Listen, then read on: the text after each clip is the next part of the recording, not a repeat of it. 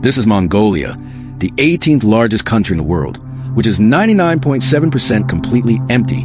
The entire population of Mongolia lives in this small white highlighted area, and that's why it is probably the world's most empty country.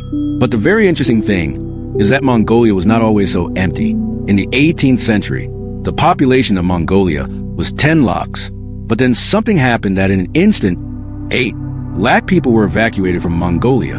Behind the strange population pattern of Mongolia, its geography and the two events in history have a very big hand. The truth is that in today's video, we are going to know the story of a historical and beautiful country like Mongolia, which probably very few of you know. First of all, let's know about the geography of Mongolia. Mongolia is the world's largest landlocked country because there is no sea with any part of it. Russia is in the north of Mongolia, and China is in the south. The closest sea to Mongolia is also Yellow Sea, 700 km away, and this is the reason that the monsoon winds from the Indian and Pacific Oceans reach here very little, and that's why there is a desert on the entire southern side of Mongolia. And this is also Asia's largest and the world's 5th largest cauliflower desert. This desert is a very big mystery in itself. Extreme weather happens here. In winters, the temperature drops to minus 38 degrees, and in summers it reaches up to 42 degrees. This cauliflower desert has also been the strategic center of the Mongol Empire. All of Genghis Khan's military campaigns used to go to the rest of the world from this desert. And because of these tough conditions, Mongol warriors were considered the toughest and bloodiest in the world. There's also a myth about the cauliflower desert that Genghis Khan is buried somewhere in this desert. A very big reason for the dryness of the southern side is also that Mongolia is surrounded by very high mountain ranges from all sides. Here in the south is the Himalayas, and then this is the Kunlun mountain range, which stops the winds of rain from this side.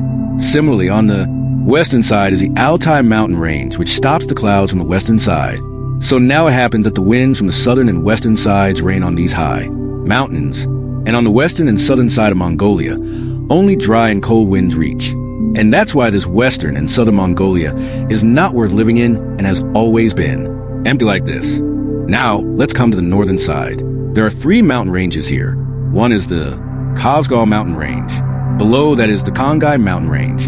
And then on the eastern side is the Kenny mountain range. And these 3 mountain ranges together make a triangle like this, because of which the dry and cold winds from the western, southern, and northern sides do not reach this triangle area. And this is the reason that where the temperature of the rest of Mongolia drops to minus 40 degrees, the minimum temperature in this triangle drops to minus 2. And that's why the capital of Mongolia, Ulaanbaatar, is also in this triangle. This temperature is the factor due to which only this area in the whole of Mongolia is suitable for any cultivation or agriculture. But this area is only 0.4% of the total area of Mongolia. Similarly, the highest rainfall in the whole of Mongolia is also in this triangle, although it is only 350 mm of rain, but still you can see lush green areas on the northern side of the map. Now the interesting thing is that how is so much greenery here from so little rain? Once again, these 3 mountain ranges have a role in this.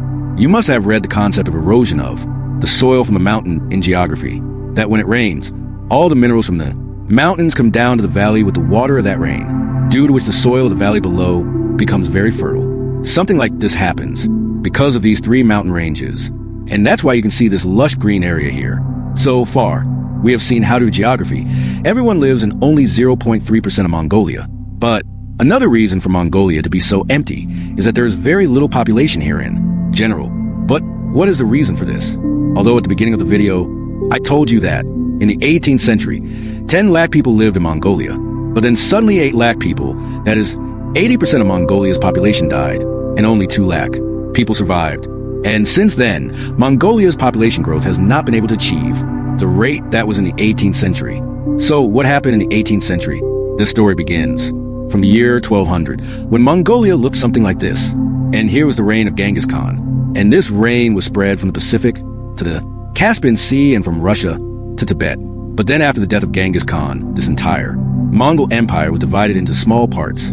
Now the Mongols were tired of wars and bloodshed, and they were in search of peace. And this was the same time when Buddhism was spreading from India to Central Asia. Many Mongol empires were impressed with Buddhism and embraced it. Today's Mongolia, which was under the control of the Zhanghar dynasty at that time, Buddhism also began to spread rapidly there. And just like that, 100 years passed. Then in 1636, the Qing dynasty began here in the northeastern Chinese province of Manchuria. Qing was thirsty for blood of the Mongols, because for years the Mongols had ruled over them, and their land was also their weapon. In the next 50 years, this Qing dynasty conquered northern China and southern Mongolia and reached the border of the Zhanghar dynasty here. The Zhanghar dynasty was not ready for this war, because after spending so many years in Buddhist ideology, they were not ready for any war. And that's why between 1755 and 1757, the Qing dynasty constantly defeated the Zhanghar dynasty in wars and killed 800,000 people. This incident is still known as the Zhanghar genocide.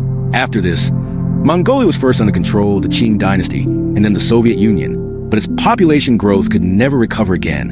And it is obvious that one reason for this was a killing of 800,000 people, and the second reason was Buddhism. The biggest loss of adopting Buddhism in Mongolia was that 1 out of every 3 men became a monk, and he did not marry all his life.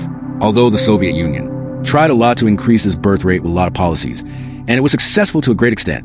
Married couples were given cash funds, and in some cases even houses. And that's why after World War II, the birth rate in Mongolia had continued to increase. But still, the wound that Mongolia had in the 18th century is still not healed. Buddhism is still the dominant religion of Mongolia. And even today, many men in Mongolia do not marry all their lives.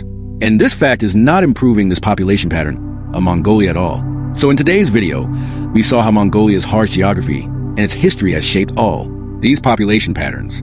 If you like today's video, then do like it and subscribe to the channel. See you in the next video with another interesting topic. Take care of yourself.